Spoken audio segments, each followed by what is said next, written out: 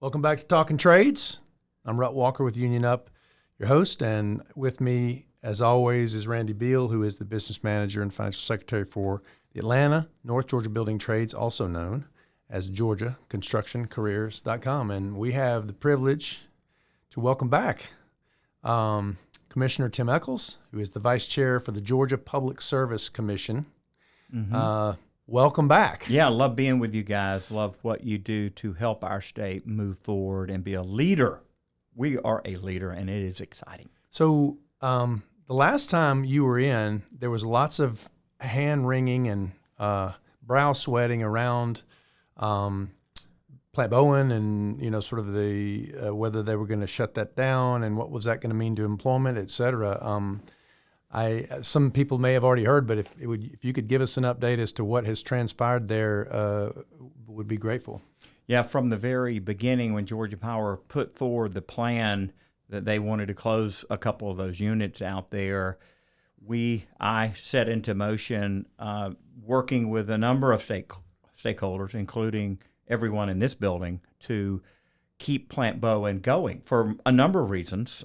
Not just that it was a great opportunity for labor in our state, but we need that plant. That plant is critical to North Georgia reliability, and you see all the stuff happening in California these days with their grid with rolling brownouts. You know that you just got to keep these dispatchable power plants, especially as we add electric buses, electric cars, electric trucks. You can't close power plants and add load.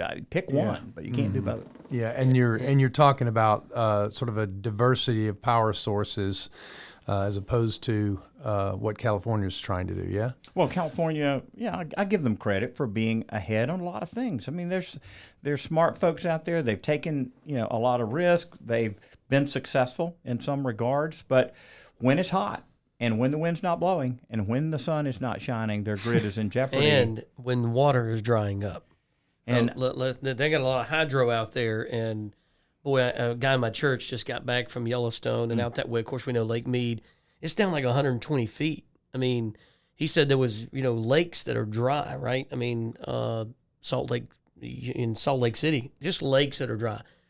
Water and hydro. It's a combination of all power. And you and I have talked about this before. We can't lock out one thing, and we can't be dependent upon one source. And we're not. The building trades is not against, new energy. We're not against wind. We're not against solar. We own a electric vehicle. Yeah. Okay? We're not against those things. But we think it's a combination of all that. And, the other thing that we talked about, and I think I brought it to light with the commission when we was going over this, was the impact that closing a coal burner has on schools and the community. And a lot of people don't realize this, but I did some research down in Putnam County. I know you were an advocate to keep Harley Branch open.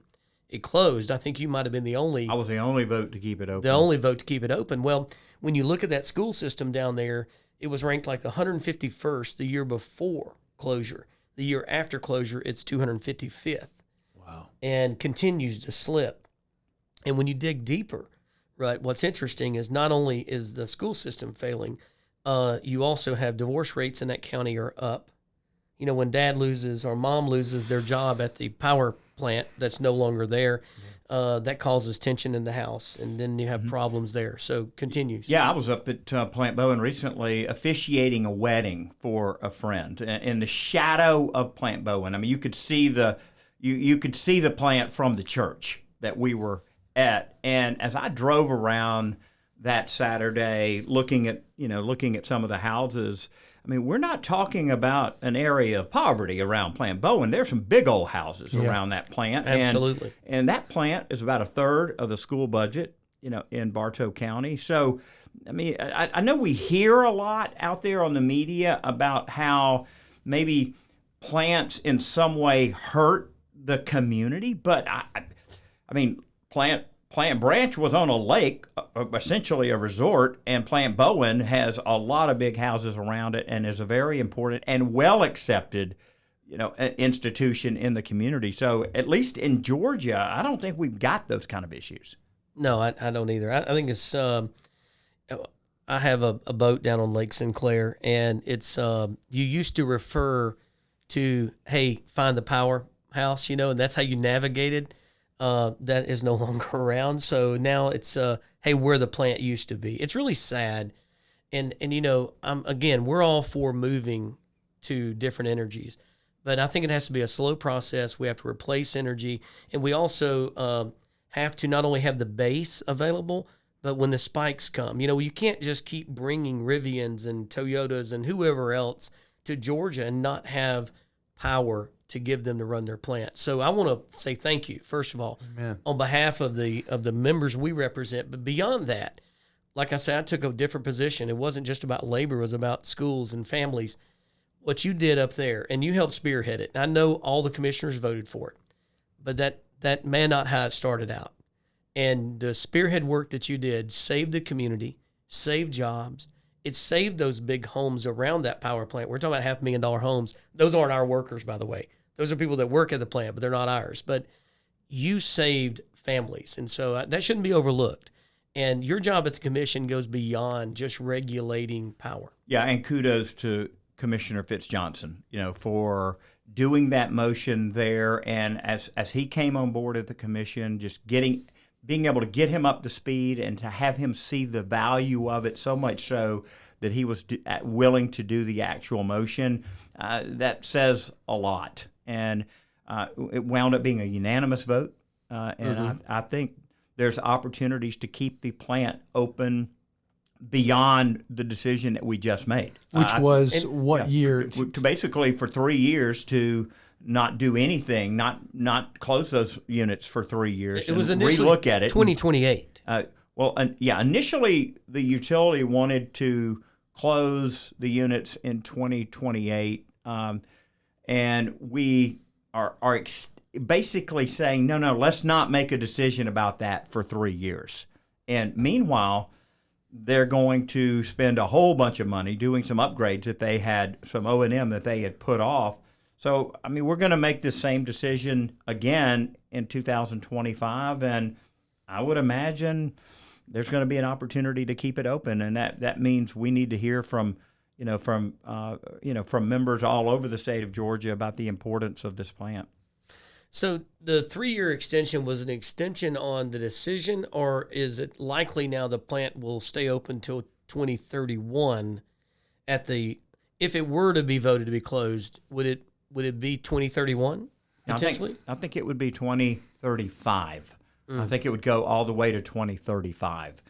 But I don't know that for sure. We don't know exactly what's going to happen at the commission, but for sure we'll be looking at this again when we look at the overall grid situation in 2025. We do this every 3 years. It's a strategic plan. And so as we look at it again, we'll say, okay, are the units economic? What about the money we just put into those units? Do we want to keep it going? How's the grid been operating? How's North Georgia reliability? All of those questions have to be asked again, and we essentially have to tee up the whole decision again in 2025. And what is that predicated on? I know Plant Vogel, they finished 3, they're on to 4. I don't know exactly where that project is, but how do you calibrate that moving forward for the needs of Georgia? Because we've got so many new, potentially huge, economy changing plants coming in with Rivian and the what's the other one down South Georgia? Hyundai.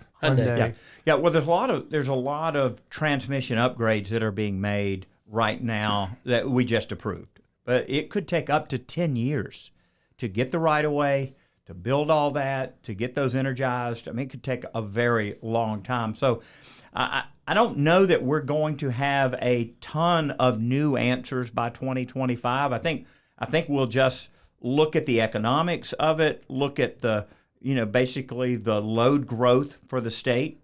Let's see what the impact of these EVs has. Let's see how the solar's performing in South Georgia. Let's see if Vogel is working the way that we thought. Because by then, of course, Vogel will have been operating a couple of years. So I just think there's still a lot of things to look at, as we enter into this decision again. in 2025. But Randy, you guys were ahead on this. You guys had already thought about it and strategized, and you had come in and you had done everything right in terms of talking to the commissioners, doing your messaging, getting members involved, and being able to say, here are benefits for the state, not just our own people, but the state. Now, I mean, I just commend you for doing all of this right. It was textbook. Well, thank you. I appreciate that. And I look, it's our mission. I love what your tagline says up here on the TV, watchdog for Georgia families. I look at the unions the same way. It's not just about union members, but we're a watchdog for everyone.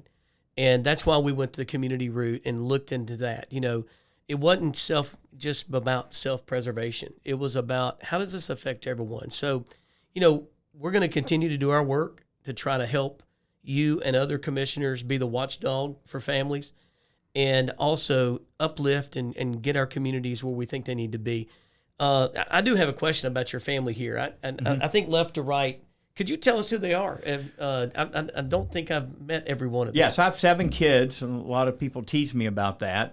Annie, my youngest, is on the left, and she's a senior in college and an outdoor horse girl. She works at a stable. She rides horses. She cares for horses. John works for Centos Fire Protection down in Jacksonville. He and his wife are down there, and he goes into plants every day and helping them make sure everything's safe.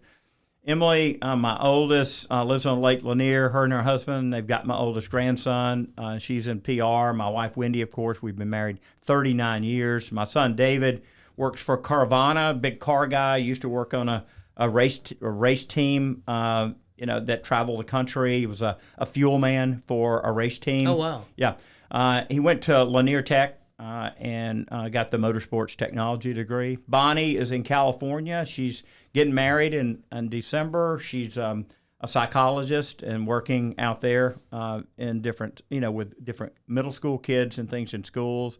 Joe's in the Coast Guard and in Panama City on an 87-foot boat there. He's a fireman, essentially, works in the engine room. And then Mary is a special agent with the FBI, and she's putting child predators in prison every week up in Virginia. Well, that's awesome. I appreciate going through that. What a lovely family, and your son there at Carvana. Yes.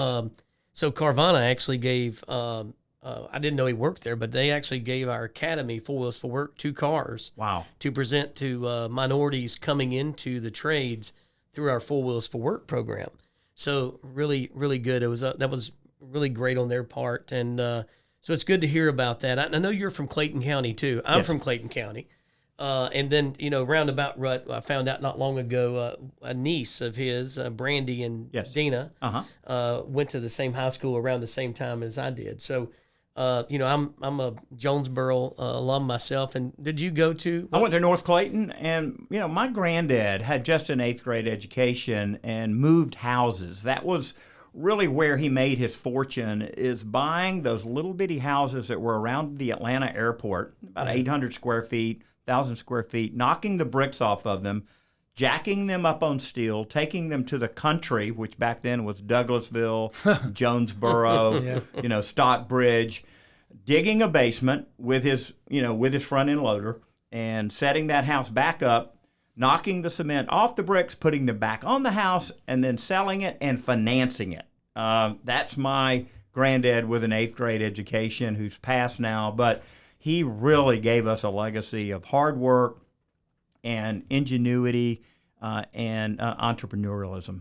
That's awesome. My dad, who's a sheet metal worker, went to the 8th grade, and then become a journeyman sheet metal worker, and of course the boys followed suit. So, a lot of our family stuff resonates with one another. That's pretty interesting. But I want to ask you a question about the automobile industry and all this talk about most of them going to either all EV or primarily EV by 2030 or something like that. Is that right? That's what I hear. I think California is saying that they're not going to sell any ICE engines after 2035, okay. I believe.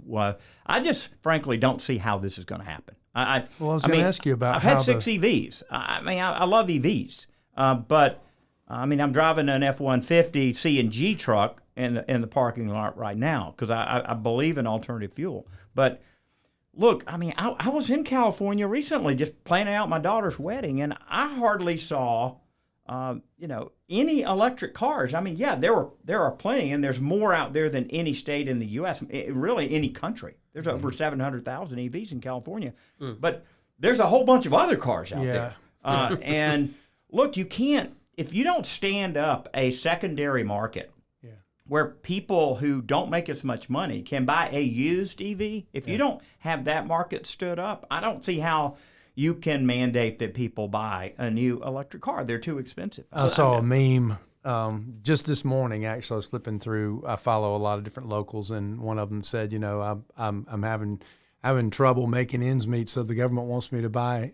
As a solution, wants me to buy a $60,000 EV. Yeah, So it's not. It's got to be a transition, a good idea, but a transition. But there's also, the biggest. I drive a Rivian, the council's truck, and the questions that I get asked the most is, how long is the charge good for? How long does it take you to charge up?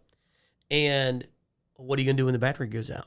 Well, it's an 8-year, 175,000-mile warranty. So the other end of the buying to used is people get afraid of that battery, right? It's like, That's what I'm afraid of. It's a huge $10,000, $15,000 replacement, And, another question I get, and I know this might not be under your purview, but we're just conversation here.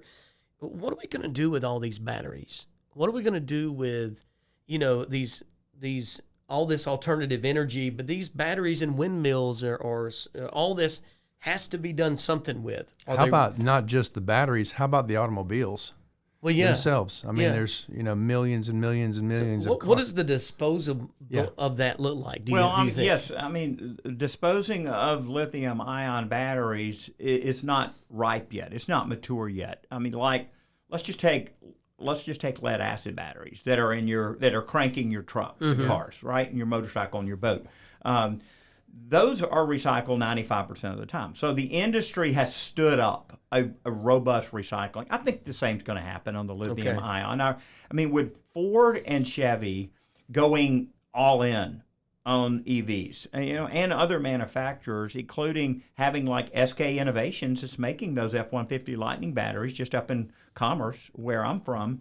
I think you're going to have the material recycled eventually. It's just we just don't have enough of them, I think, to recycle to merit an industry yet. But I mean, we are getting this, and there's already a company in Covington doing some recycling of lithium ion, Covington, Georgia. So I think it's coming. Okay, yeah, I was always wondering that, and so the other question I get is, and first of all, it doesn't take long to charge. Number one, number two, but thankfully, we have coal power plants to help us charge these vehicles. But anyway, the other thing is the battery life is pretty darn good, 300 miles of range or whatever. But the other thing is how do you get a guy like me who owns a 6.2 liter gasoline engine, right, to go to an electric? Well, the Rivian has 835 of them, and it's called horsepower. And I never dreamed an electric vehicle would have 835 horsepower. It's amazing what they're doing. The trucks are going to bring, quote, Republicans around on this and South Georgia guys around on this, regardless of their political affiliation. I mean, these guys are using a truck on the job site, right? They're towing their boat, they're towing their camper, and they don't want to put up with any junk. They want power. They want the range that they need.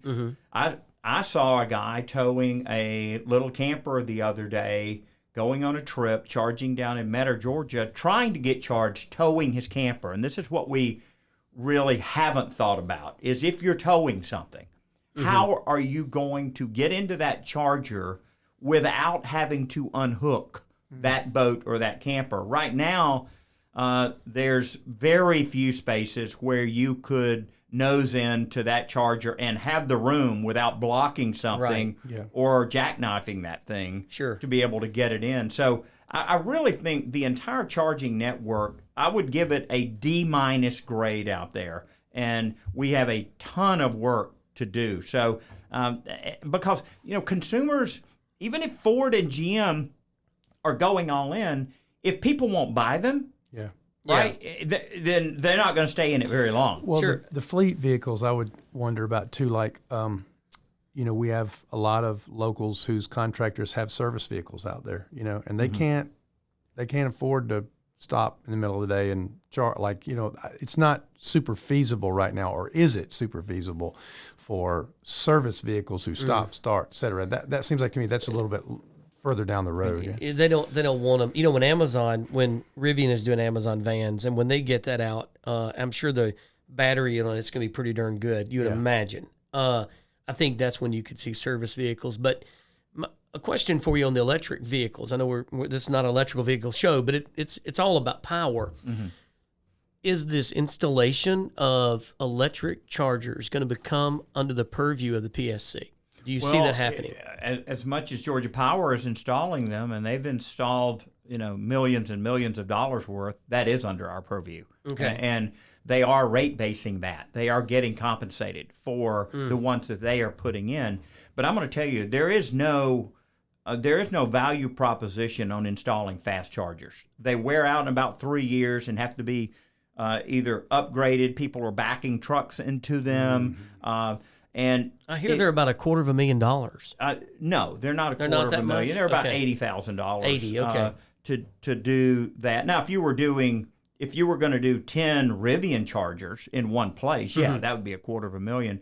So, I really think that the power company needs to be involved with this, because they're going to put the chargers where nobody else will even think about putting them. And if you don't have a charger in Dublin, Georgia, and Metter, Georgia, you're not going to Savannah. Yes, that's right. You've got to have it in those places. 100%. And there's a Tesla charger there, but you can't plug your Rivian truck into a Tesla charger. No, you can't. Yeah. So the reason why I bring that up is because you being the watchdog for Georgia families, what I worry about, Rut, is I seen this. I was plugged into a charger the other day. I think it was EVgo or somebody. And there's a sign there that says, "Why are you charging here when you can be charging at home?" Right? What I worry about is unqualified people installing chargers at someone's house, resulting in fire and loss of life. So, we know our electricians at the IBEW, they have all the knowledge and everything they need to do it safely and do it right.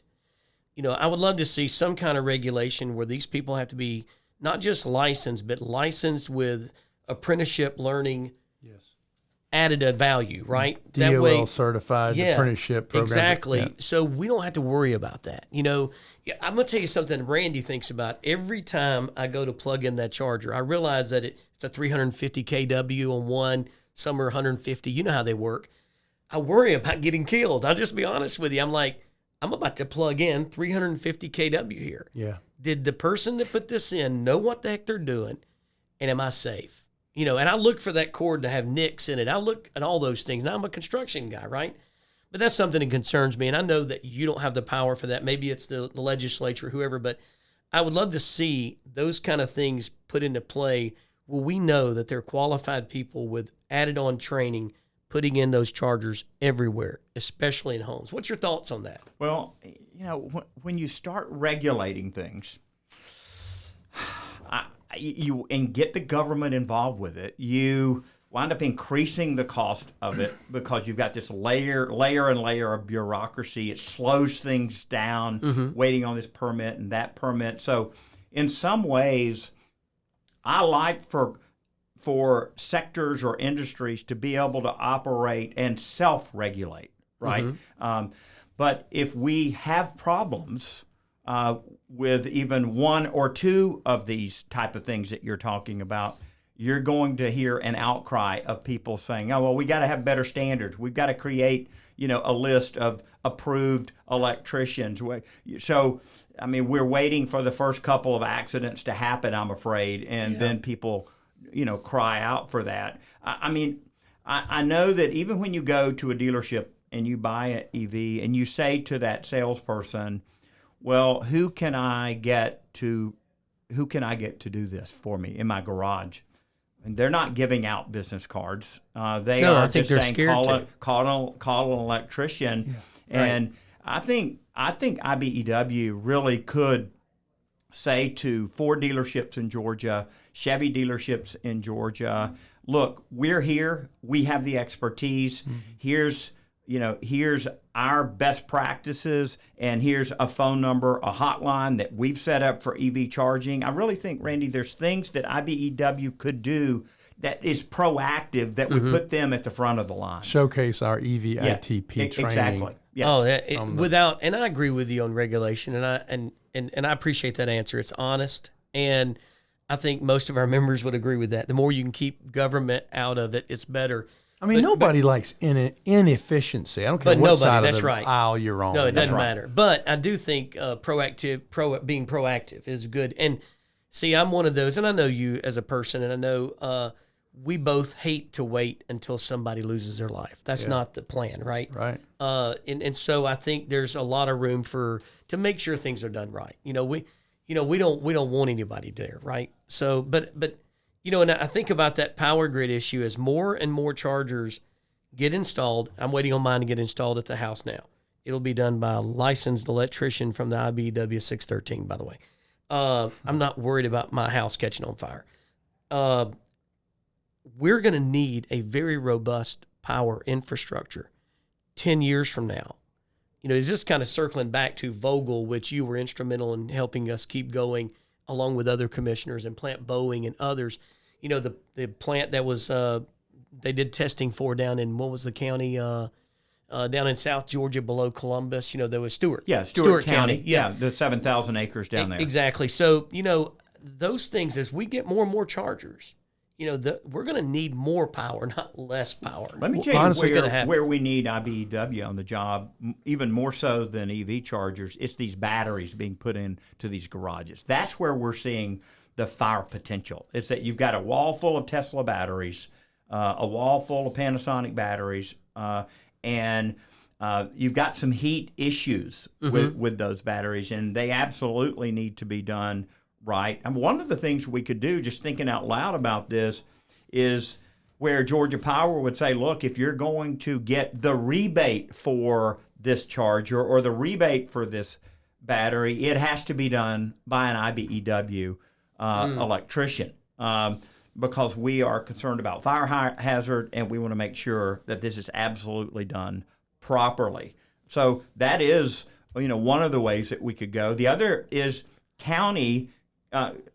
different counties, have authority over their permitting, right? So Fulton County, Cobb County, and if they are going to sign off on a project, whether it's a solar project, battery project, or EV charger, then you could also have that county require that. And that's where a lot of that regulation is done at the county level. How much of the Public Service Commission influence?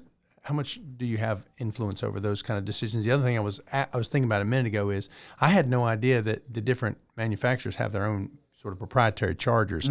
Is there something in the works that would sort of normalize that, where anybody can buy, kind of like when phone chargers first came out, they all had these different phone chargers, and now pretty much you can go aftermarket and buy stuff. Let me answer that question first, and then go to this question about our influence.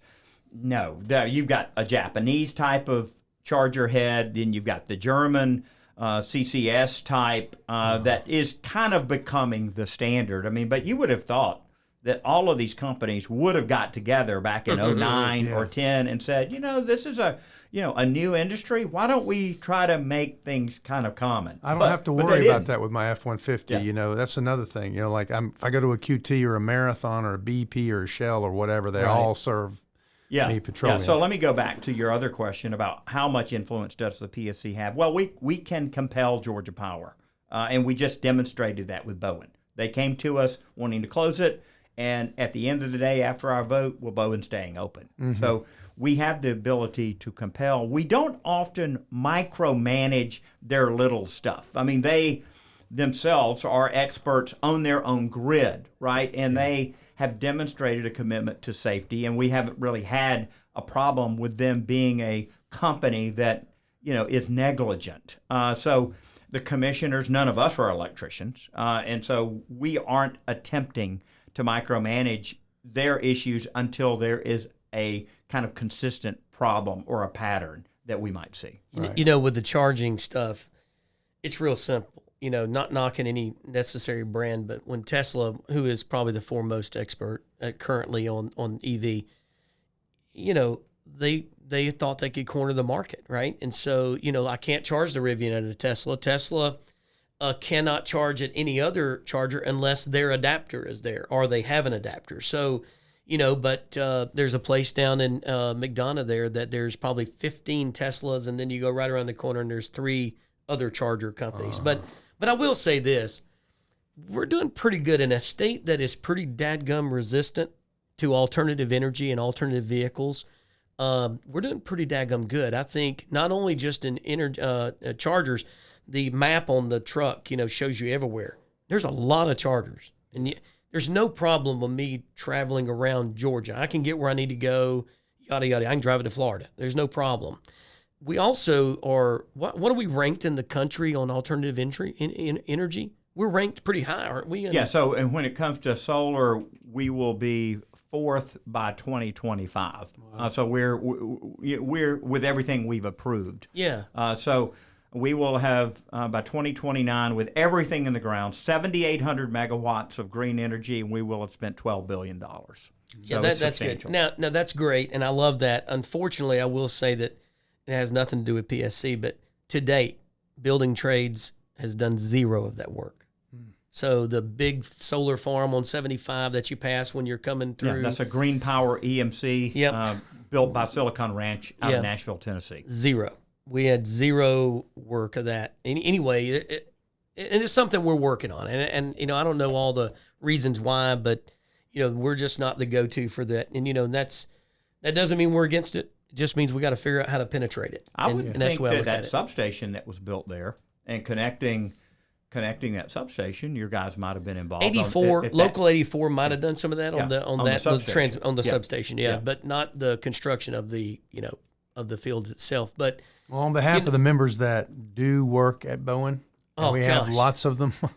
You know, we're grateful that you championed that effort. And I remember when you were in here last year, we were talking about this and what hand wringing was going through all of the building trades stuff. Locals, you know, Kenny and IBEW talked back then about the importance of transitioning fossil fuel labor to nuclear in the future. And I'm hearing more and more talk about that. It's almost like Kenny was a prophet or something and saw this coming. He's a visionary. Yeah, and I do think there is opportunity for this to happen in the future. Yeah. Well, you know, I know you got a race coming up for PSC, or actually, I think you were on the ballot, off the ballot, on the ballot, off the ballot. Where you stand today? Yeah, I'm off the ballot until next year, sometime in 23, so it'll be a standalone election. Yeah, and we know they're going to change how that's done. It's not going to be done, well, potentially change how it's done. It's not going to be done statewide. It's going to be done by districts. Probably. More than likely. So the Rut, just so you'll be up to speed, and listeners as well, you had to qualify in a district, but then you ran statewide. And so the courts, if you will, said that's kind of goofy, right? I mean, you got to say you're from Cobb, but you can run statewide. The people in Savannah don't even know who you are. Right. Well, now they're talking about if you are in District 5 or whatever, then you are voted on by the people of District 5. I'm just making up. But that's kind of what I think. And I really think that's probably the best anyway, personally. But, you know, because if you don't watch how you do it, all your representatives might come from Atlanta. Yeah. You know, and that's not around the state. But I want you to know, Tim, that no matter what happens, you have the backing of the building trades, our 19 local union affiliates, our members. I was at a meeting last month, and the membership made it clear that they didn't want to support certain people. We won't say who those were, but they wanted to support you. Wow. And financially really and with an endorsement. And so, you know, I just want you to know that not just it's beyond the what it means to us as far as work and labor hours, but I do believe that you're the watchdog for Georgia families, and that's a broad statement, Rut. That don't mean just working for labor. It means you're working for that person that is an engineer at this site. You're working for the school system. You're working for everybody that's affected. So on behalf of everybody that I represent, thank you. thank you for your support. You guys keep our state churning, going, building. We're going to be the only state in America with an AP 1000, and it's because of your folks. Thank you. Appreciate that. Thank you for joining us. Yes, sir. And we're out.